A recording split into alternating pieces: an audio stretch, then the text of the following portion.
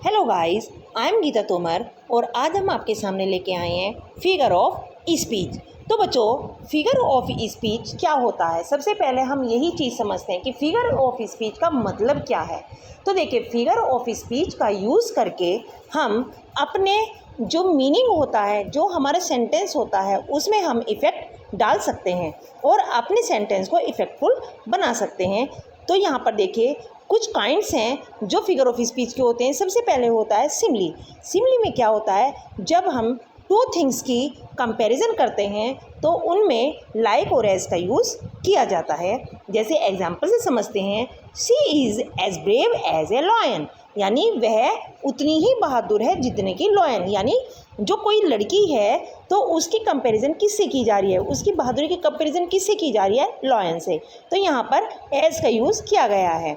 जबकि मेटाफर में क्या होता है, मेटाफर में कंपैरिजन तो होता है लेकिन लाइक और एज का यूज़ नहीं होता। जैसे कि एग्जाम्पल देखिए, time is a thief, time एक थीफ है। तो देखिए, इसमें कंपैरिजन हो रहा है किसका, टाइम का थीफ के साथ। जबकि अगर ये सिमली में हम कन्वर्ट करें तो क्या हो जाएगा, time is like a thief. तो ये हो गया हमारा मेटाफर। नेक्स्ट है हमारा पर्सोनिफिकेशन। तो पर्सोनिफिकेशन में क्या होता है, ह्यूमन क्वालिटीज़ की कंपैरिजन हम नॉन ह्यूमन थिंग से करते हैं। जैसे एग्जांपल देखिए, the wind whispered through the trees. तो जो विंड है वो विस्पर्ड करती है ट्री से। तो यहाँ पर जो है विस्पर्ड की कंपैरिजन किससे की जा रही है, यानी जो ट्रीज़ है वो लिविंग है और विंड क्या है, हमारी नॉन लिविंग है।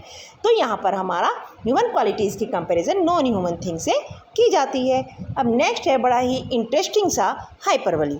हाइपरबली में किसी भी चीज़ को एग्जेजरेट किया जाता है, यानी किसी भी चीज़ को बढ़ा चढ़ाकर हमारे सामने पेश किया जाता है। कोई भी बात छोटी सी हो लेकिन उसको बहुत बड़ा चढ़ा करके हमारे सामने लाया जाता है। इसको जैसे अतिशयोक्ति करके बोलते हैं कि यार ये बंदा जो है कितना एग्जेजरेट कर रहा है, कितना बढ़ा चढ़ा के बोल रहा है। जैसे उसने किसी चींटी को मारा लेकिन उस चीज़ को वो ऐसे एग्जेजरेट करेगा, ऐसे एक्सप्लेन करेगा जैसे उसने पता नहीं किसको मारा है। जैसे I am so hungry I could eat a horse, यानी क्या है कि मैं इतना भूखा हूँ कि I could eat a horse, कि मैं हॉर्स खा सकता हूँ। तो बताइए, क्या वो हॉर्स खा सकता है? नहीं खा सकता। लेकिन यहाँ वो अपनी हंगरी की कंपैरिजन हॉर्स से कर रहा है, तो किसी चीज़ को एग्जेजरेट कर रहा है। जबकि कोई कितना भी भूखा हो लेकिन वो हॉर्स को खा ही नहीं सकता। नेक्स्ट है हमारा ओनोमेटोपिया। एनोमोटोपिया बहुत ईजी है। इसमें देखिए क्या होता है, इसमें साउंड्स क्रिएट होती है।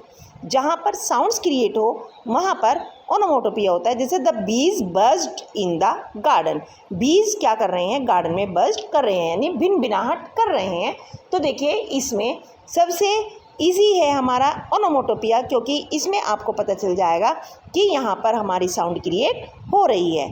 हाइपरबली का कैसे पता लगाएंगे, जब हमारी किसी सेंटेंस में कोई चीज़ बढ़ा चढ़ाकर बोली जाएगी तो हाइपरबली हो जाएगा। पर्सोनिफिकेशन क्या होगा बच्चों, पर्सोनिफिकेशन में होगा कि ह्यूमन क्वालिटीज़ की कंपैरिजन किससे की जाएगी, नॉन ह्यूमन थिंग से की जाएगी।